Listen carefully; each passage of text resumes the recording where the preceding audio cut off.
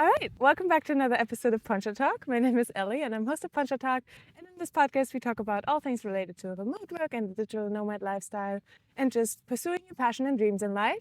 And today, I'm excited to be back for another outdoor episode on this lovely day with Manon joining me for a podcast today.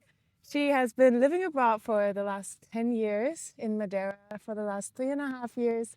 And she's the co-founder of the Viomatico Business Retreats. They organize retreats everywhere around Europe for entrepreneurs and business owners. And today we're going to hear more about how they got started and what it's all about. So Thank you so much, Ellie, for inviting me here today. Yes, this is a very spontaneous podcast. No preparation. I think that's good. Just came from the gym, as you can see. Those are the best podcasts.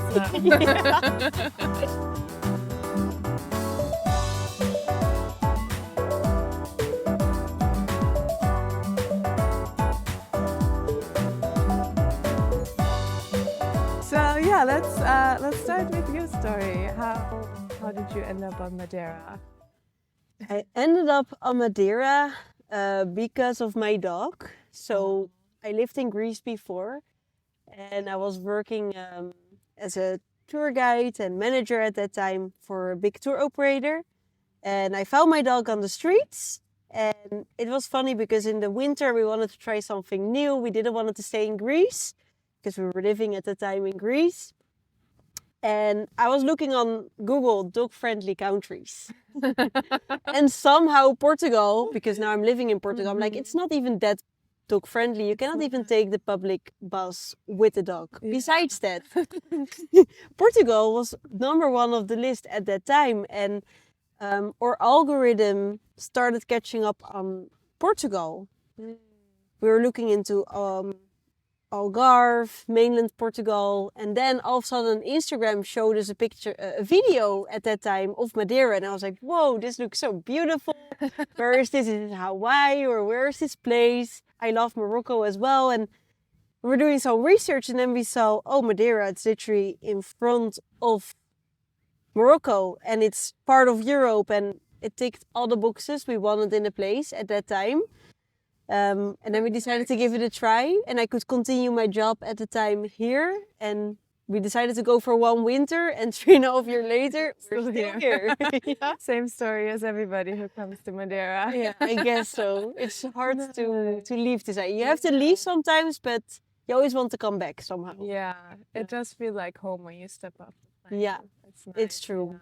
It's Actually, true. I had Theo in one of my last episodes when also when I was dog sitting him. Yes, you have to watch it because I was recording at home and he was just on the bed next to me while I was recording the episode. So that's so cool. They already know Theo, Of course, star of the show. No, so but at the time you moved to Madeira, you had not started with the business retreats yet. No, you started those when? How I started them. We started the Viomatico 2 years ago, and it was a completely different concept at that time.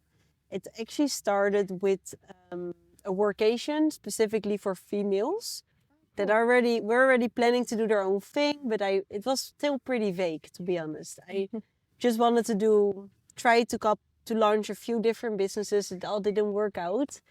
Well, it worked out, but not to make it I'm like, okay, I want to go all in on this thing. But then I started the Viomatico first event 2 years ago. It was a girl-only trip. The idea was that I wanted to learn from other entrepreneurs because I wanted to start my own business.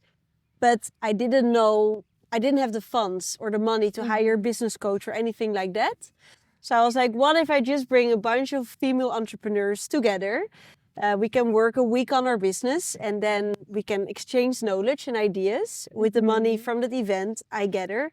I hire a business coach for the entire group and we're going to do exchange learning.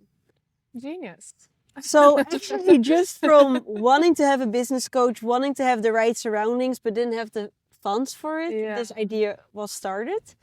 And nowadays it's evolved to really business retreats, but it started just as workations. Cool. Yeah. And it was all females. I like the idea too. Yeah. And the first one went well. It was fully booked. Nice. So, to be honest, it sounds like, oh, whoa, first event fully booked. I should reframe that because the first event I wanted to organize was a photo and videography retreat because I was also into YouTube. I was doing YouTube full time, and that completely flopped. Oh. So no bookings, nobody signed up. If I reflect back, I didn't even try. It was 2 weeks into that, and I was like, okay, I get no response. I'm just going to delete the website, remove everything, and act like it never happened. And After then just 2 weeks? yes, it was just, the idea was there, but in my mind, nobody responded. So it was already failed, and I removed and deleted everything, and I didn't do anything until 8 months later. So, it's since you have a business idea, you try something, it doesn't work, you learn from it, you get scared, you stop. But instead of stopping, you just have to continue on the next thing until you find something that's really sparks. And, when you see it works, go 10x on that idea. Nice. So what was it that made you want to come back after 8 months to organize the next retreat? I work already in tourism and events since I'm 19, actually, so a long time. And I saw my partner, my boyfriend, fiance, so I saw him building his own business. And I always had the feeling like, oh my God, I also want to start my own business. It was like this feeling in you probably know it, like it's that feeling in your body, like, okay, I want to start something, but I never knew what I wanted to start. And every time I tried something, like for example, YouTube, I did it for 1.5 years. It worked, but again, like I didn't feel like it. I felt like, okay, this is not it, but what is it then? And every time I stopped with an idea, that feeling of wanting to start something always came back. Okay. And one day, like I was working in Madeira as a guide and eventually also as a manager online, and there was a chance of me losing my job. But I wanted to stay on Madeira. I didn't want to go back to Greece at that time. So I was like, well, I can take a job here, or I can just go all in on an idea. But what is it that I'm going to do? I was like, I need a business coach. And I was like, I don't have money for a business coach. And it was literally in a car ride while driving home. We got in a little traffic jam because Madeira is small, but around 6 you have traffic jams. And I got that idea literally on that ride. And I just came home. I called my friend. It's like, okay, I have this idea. How am I going to make it happen? And he was like, okay, this is a great idea. Just start with a website. So I created a website. It was called Workation Nation. It was just sitting up there, created an Instagram because usually when you come with a business idea, you think, okay, let's make a separate Instagram and a website. Yeah. Not per se how you should do it, but I thought it would be the best way. I've done that multiple times. It starts with networking, with talking with people. It doesn't start with Instagram and a website. But anyways, that website was there and somebody booked a call, and she actually, I was already organizing together with Robin trips to Madeira, but like for couples, for people that wanted to come here. Then this person scheduled a call, and it was like, okay, she actually pitched the entire idea I had, and I was like lying during the call, and I said, I'm going to organize that in May. I'm organizing that. Oh, perfect. And I actually completely lied about the first event, but she created the entire concept, what I had in my mind, she wanted. I launched it, booked the villa, and then I started calling everyone in my network, and then the first event happened. Nice. So from always having that feeling like, okay, I feel there's something else I need to do, but I don't know what. And just keep on trying until you have it. Yeah. Nice. That's funny. How you're like just in a call with somebody. But I guess maybe you just needed that spark. Sometimes you need like that push of like, okay, this is the deadline. I need to get out and organize it right now, because otherwise you just keep spinning ideas in your head. Exactly. And that's why I asked her, like, when do you want to join something like that? She said in May. I was like, well, what a coincidence. I'm organizing something in May. And this girl, she's still a friend of mine. We're still in contact. Nice. And it's just, eventually she was the last person signing officially up for that event. I kept her in my email list. And I was like, look, this is the final spot. she took it and she eventually joined. Nice. And I was honest with her when she arrived on Madeira. I was like, look, because of you, this happened. Right. You gave me the push to do it.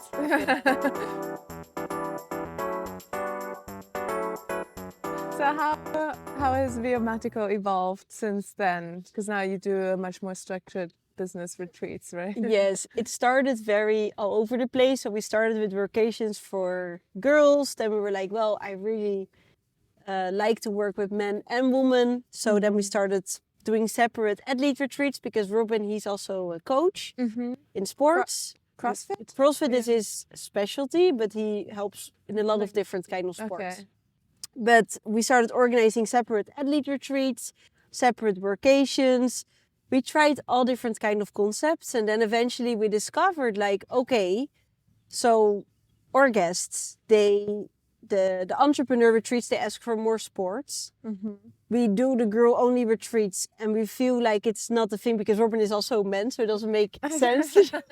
The athlete retreats was for everyone, you know, and then we were both hosting, and actually it's just we tried different concepts and always asked for feedback from our guests. And we discovered that the entrepreneurs, they wanted to have movement, you know, in the itinerary. And then we discovered, oh, well, if we combine workshops with movements, people, their focus is way better during the workshops than when we just do a full day of workshops. Why not keep it to 4 hours of workshops per day max, and also do activities, go for hikes, people connect way better. So it's just trying different concepts, see what works best, and also works best for you, what sparks the most of energy in you. And then we eventually came to where we are today, and it's business retreats for entrepreneurs, founders and freelancers that also value their fitness. Or, you know, go for climbing or surfing. It's not per se fitness only. We also do running. We combine, we look to the destination. So for example, Madeira, we do more hiking. In Morocco, we combine it with surfing. So we look, okay, what's the destination? Which activities can we do and combine with business there? Okay. So that's how it evolved now.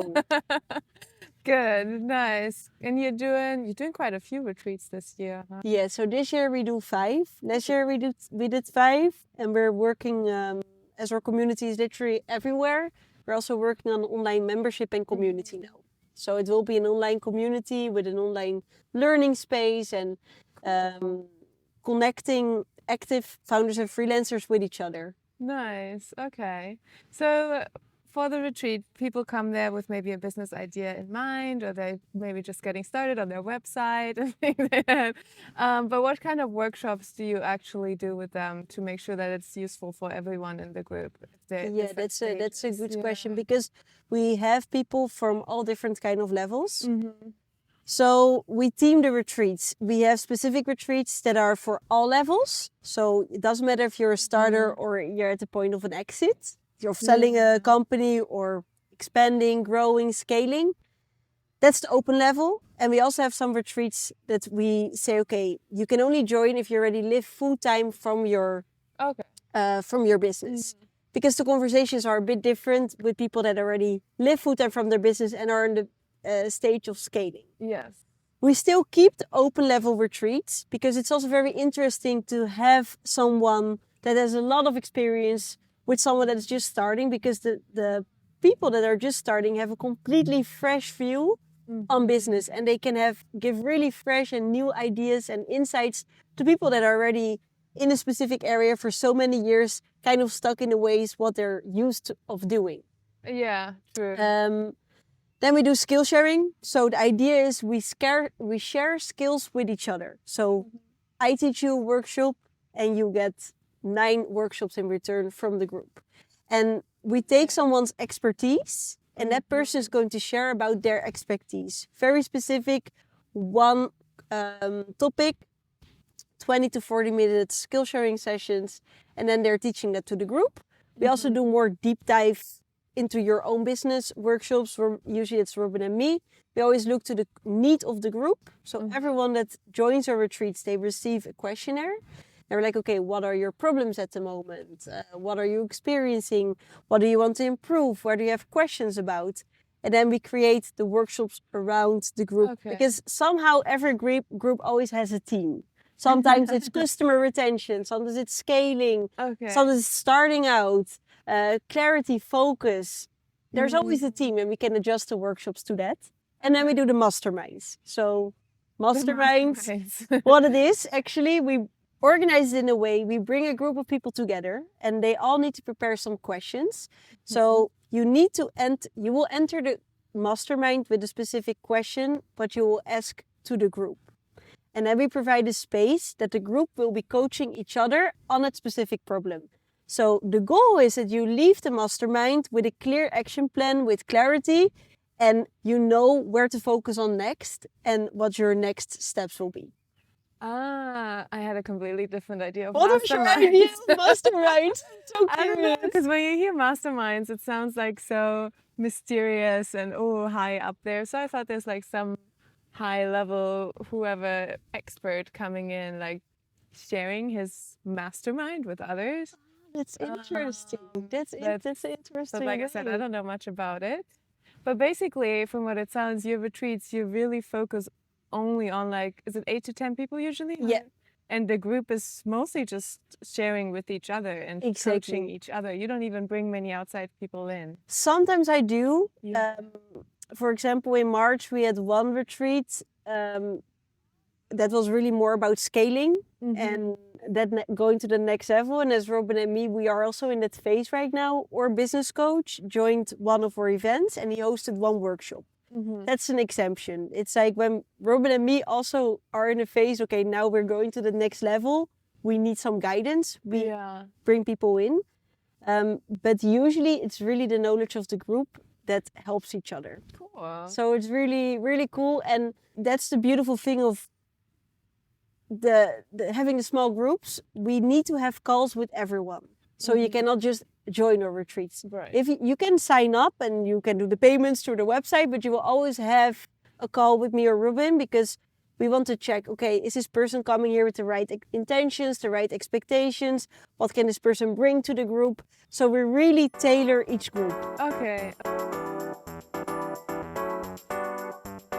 Because you just came back from Morocco, and there was a few people here from the community that went to Morocco with you, and they were all very excited. Thank you. So it was good feedback. It's good. I'm very grateful. Like, we exist 2 years, and I have one guest. She already came back for 5 times. 5 times? Yeah. Wow. And it's like joining, different destinations, and sometimes even the same. But that's the beautiful thing. People use it as reflection moments, as deep, not even deep work, because we always tell the people, don't bring your day-to-day work, but it's working on your business instead of in your business. So it's really looking with a bird's eye view on your business and realigning your goals, seeing if you're going in the right direction. And, entrepreneurship can be very lonely, especially like we live in Madeira. We're very lucky with the community we have here. But in some places, people are very lonely. And to be 8 days with people, 8 to 10 days, sometimes 5 days, depends on which event they join, and really having the opportunity to talk with another marketeer, for example. And imagine you have a marketing agency, but you are there with a marketeer that's also in marketing for maybe 10 years and already has a team with 20 people. The questions you can ask that person, because you're 8 days together, and you also, you open up with each other, because we really create a group. Yeah. So the information and insights and ideas you can get in that 8 days is worth so much, just because of being surrounded with the right people in the right setting. Yeah, that makes sense. I think sometimes we take like the whole digital nomad community for granted. I just, in my last podcast episode, I talked about it with Anna, because she's like, she recommended everyone to try like a co-living, a workation, something at least once, because the inspiration you get from like this type of community is so different from what you see in like your everyday life in Germany, for example. It is so true, because you're with people with a completely different mindset. Yeah. And that's also an important thing to know. We don't only host business events. The business retreats are not only for nomads and for expats. We have a lot of people that have a normal life in Belgium or the Netherlands or in the States. They have one home base. They don't even travel that much. But they will be joining a retreat where there are nomads, there are expats, there are people with brick and mortars, all in the same place. And because it's all of the different mindsets, all of a sudden you see what's possible. And when you're in this digital nomad world and expat world, you already kind of know like, oh, it's so easy to move. But for a lot of people, it's not. And I imagine for them it's even the most useful because they are usually outside of this bubble. Like here in Madeira, you're already like every day you're talking to an entrepreneur basically, no matter where you go. It's so true. It's so true. But then also when you make the connections, and it's also how do you interact with these people, right? Because it's all about which questions can you ask and which information can you get, because you can be surrounded with still very inspiring people, but then again, what are you going to do with it? Yeah, true. I guess, and you create that environment. Maybe that's what the purpose of the masterminds is, that people are forced to ask that question. Exactly. And they're forced to listen. They're forced to listen, and we have a specific structure. So we really try to get to the source of the question. So we really understand it, and then we can coach on it. But first we have to make sure the entire group really understands what this person wants to learn and get out of the mastermind. Nice. And once you understand that, you can start giving advice and feedback. But it's all about asking the right questions. We really try to focus on the people, because I believe everyone has so much to share and so much knowledge. And I also see so much imposter syndrome everywhere, or people telling me, I want to sign up, but I'm afraid because I don't know if I will bring enough value to the group. But if you already know 5 to 10% more about a specific topic than the rest of the group, you're already an expert, right? It's like people always think too little about themselves.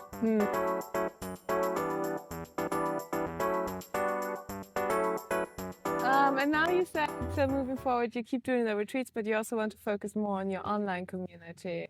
Yes. Study, right? Exactly. How is that set up at the moment? So we're really in the exploring phase. We started doing it because our community is literally all over the world. We have guests from all different types of continents and places. And the feedback we got the most was, I want to stay in this energy. I want to stay, in this magical momentum, because that's how it feels when you're 8 or 10 days with people and so much inspiration, insights, and you're getting a kind of flow, a really positive flow, and you feel like, oh my God, everything is possible, anything is possible. But then when they leave the retreat and it's like, okay, now we created your action plan, now let's go and make it happen. And I feel sometimes people came back to us and they wanted more guidance and stayed in touch. And then we got this idea, and it can be pretty stressful to all the time fully book events. And then Robin and me, we did this exercise, like we also do it on our retreats. How do you want your ideal day to look like?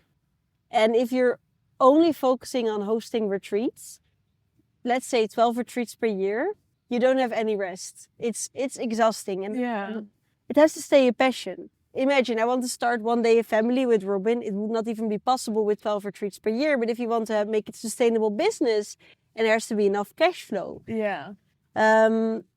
So we're like, okay, how do we want our ideal day to look like? Then it's not smart to focus on only expanding in retreats. I want to keep it for a small group, very exclusive, like 5 to 7 events max per year. Maybe one big conference where we can gather everyone, and then connect the community with each other and stay actually on a daily basis with everyone in contact. Because that's also the thing. We get so many guests and then people are like wanting to stay in touch with everyone. But it's hard to stay one-on-one in touch with all your guests, especially if you're growing. If you keep doing retreats, it grows. Exactly. And I think it's a great way of helping people in their business journey even more and faster. And I have one beautiful example. We had Julie, she joined my first event and then also a second event. She moved to Madeira. We helped her setting up her entire business here in Madeira. Now she has like a fully remote business, She can travel, she can do whatever she wants. Of course, she's the one that did it. It's not only because of us, but we were really close with her. I'm like, whoa, this is it when you can guide people even more on a daily basis. Right, and then you see Bigger also, results, like bigger the results of the action plans and everything that you made. So that's exactly. nice. Cool. Exactly. Online So we're working on it right now. We're gathering a lot of feedback from our guests, and we hope to launch it this summer. So let's see. Big things happening this year. Yes.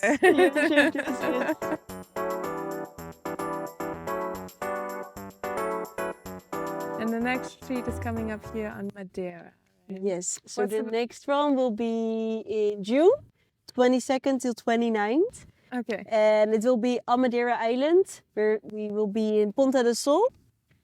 And we will do all these things. So we will do the skill sharing, the masterminds, the workshops, but also explore beautiful Madeira. Because I mean, we're here, we live here for all this time. We want to show the island. We will go for hikes, go to Funchal City, have beautiful dinners in beautiful places, and just make it a life-changing, magical experience. Nice. When you prepare for your retreats, so this one is going to be an all levels one also? Yes, yeah, exactly. Nice. What's the most challenging part while you're preparing your retreats? I would say, of course, the sales are always the most stressful part. I'm not complaining. March and April, we're both fully booked. We're growing. I see the growth. But I hear a lot of people that are wanting to start retreats. And I see so many people stopping after 1 or 2 or 3 editions, which is very sad. But I understand it because there's a lot of pressure on filling up the events. And there comes so much more than just only, the hosting is the most fun part. When all my guests are here, I organized everything. Everything is running smoothly. That's fun. That's not stressful. Actually, the most stress is before the event. Because first of all, you have to make sure that all the spots are filled. You have to make sure you have the right partners. Everything is communicated with all the partners. Everything has to be double checked.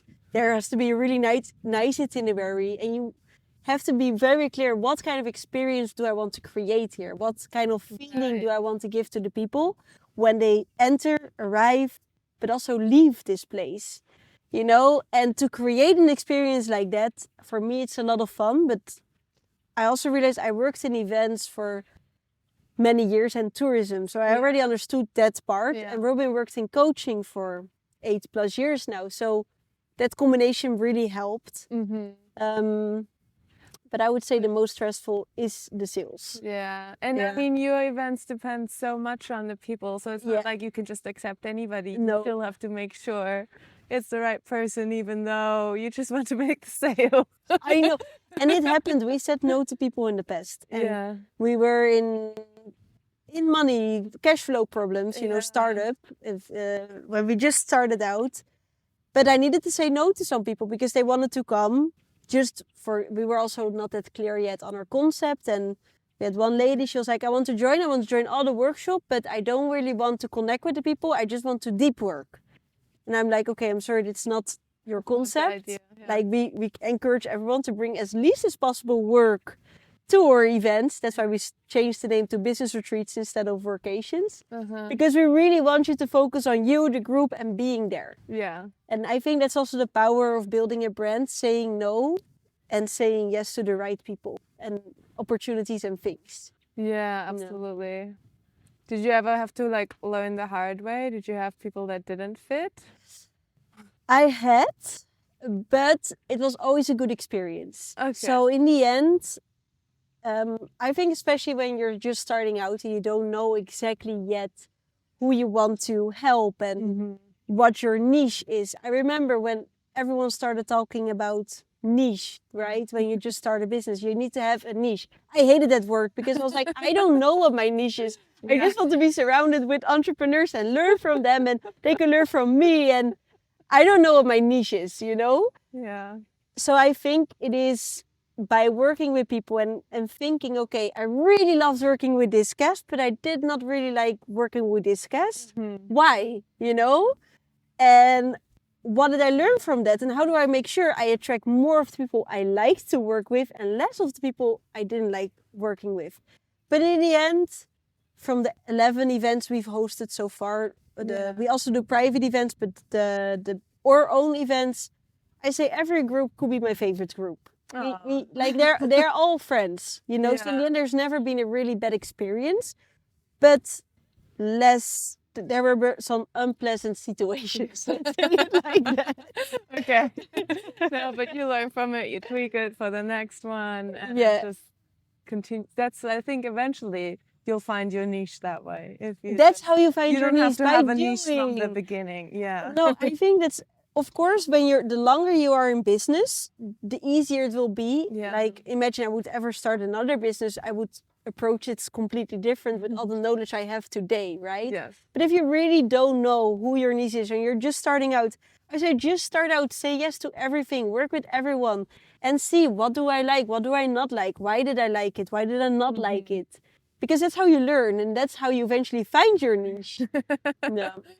I guess it's all about always talking to people, Yeah. not hiding, trying it out. It's so talking to true, like people. really getting yourself out there, but also having the patience. Because that's a thing I see a lot, and even myself, you know, we're always comparing, and then I see this entrepreneur making 1 million, 100 million. I'm like, oh my God, I'm doing this already for 2 years. I'm just making this money. And it's like, no, it's wrong. Just enjoy the ride and know everything you're doing takes time. Yes. So we need to have the patience and keep watering the seeds until they they grow to a bigger flower and eventually a plant or a tree. But that tree that's standing there also took multiple years to grow, right? Yeah. And we as entrepreneurs, people forget that. I always have a word for that. I forgot it right now. Delayed gratification. Okay. Be okay with receiving the amazing feeling after maybe 5 years of putting a lot of effort, sweat, and tears into something. Yeah. People quit way too fast. Yeah. I guess it has to be the right thing to have that persistence to stay on it. Exactly. Otherwise you discard it quickly. Yeah. I always say, if you always feel you really feel like you want to do something, just keep trying different things. And it's hard to stop something, but also once you see something is getting results, once you see you can really make a change, then you're like, okay, I found it, now just go 10x on it. Yeah. Right? And with 10x, I mean, okay, you got these results, measure what was the biggest thing that gave me these results, and how can I go even bigger? How can I do that even more? And then grow that thing. But also, if there's no result coming, but you have a very strong vision, you can keep trying. But eventually, if there's no result coming, then maybe you should change the direction, right? It's like knowing when to stop and when to continue. But I think once you start your journey, it will become pretty clear what works and what doesn't. Yeah. The moment you see something works, okay, maybe it's not with the results you want yet, you know, because imagine you're just starting as a freelance virtual assistant and you start with 1 client and then 2 clients and you start all these different kind of projects, and then you're like, okay, well, I didn't really like working with this client and nobody else is coming to me anymore. Well, maybe virtual assistant is not for me. No, you got 2 clients, celebrate that you got 2 clients, you got experience of working with 2 clients, see what did you like, what did you not like, and eventually niche down, you know, then you can go to that niching. Yeah. But don't expect when you just launch something, there will be 10,000 people waiting for you, because that's not the case unless you're a celebrity or have a very big personal brand. Yeah, true. No, it takes time. I mean, I'm making the same experience now also, like trying to grow a travel blog and sell a travel guide. It's like, I'll celebrate every single sale. Exactly, Because I'm like, celebrate every single sale. Yeah, this person just found me on the internet and decided to buy it. How cool is That's that? amazing, right? Like, while you're sleeping, how cool Exactly. is that? Because you created that right funnel. Yeah, if you want to come to Madeira, you should look into her. Yeah, Madeira check travel out the guide. travel blog. And then book the retreat to grow your business.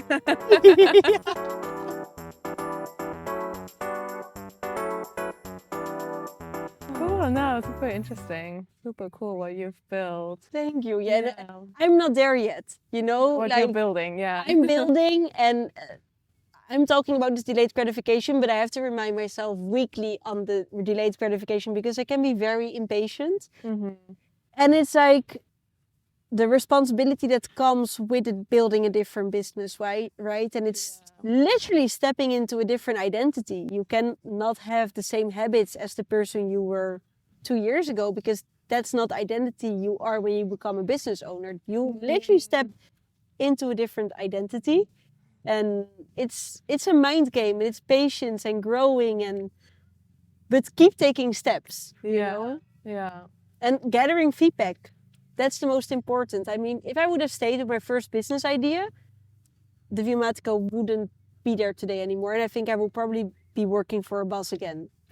So it's like, you evolve you with have the to feedback. adjust what people want, Exactly. what works with you, what you can offer, and find a common ground. Yeah. And it also depends so much which industry, right? Like I'm in the service industry, let's say, and in the events industry, you have products, you have software, you have tech. Every industry has a different approach, right? Yeah.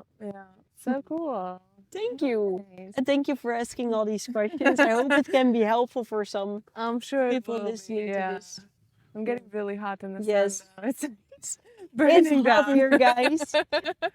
Nice. Well, thank you very much. Thank you so Your much. insights. I will link your social media and retreat info in the description of the episode. So if anybody wants to come to Madeira and build their business, grow their business, they'll check it out. And fun. Curious to see Thank you how so it much, goes. Ellie. Thank Me you. too. And for everyone that's watching, don't forget to subscribe to her channel. Not sure.